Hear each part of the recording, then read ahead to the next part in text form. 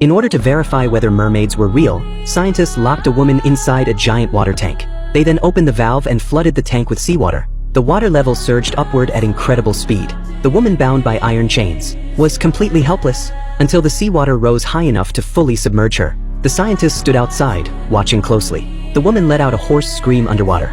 Long streams of bubbles poured from the corners of her mouth, and then, unbelievably, she opened her mouth and started breathing underwater.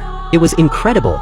This woman had actually begun to evolve into a mermaid. To test her abilities, a man fired several shots directly at her, but she dodged every bullet effortlessly until the entire magazine was emptied and not a single shot had landed.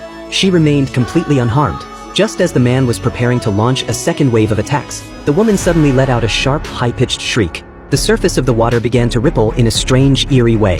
As if possessed, the man dropped his gun. His eyes glazed over, and he seemed to lose all sense of reason.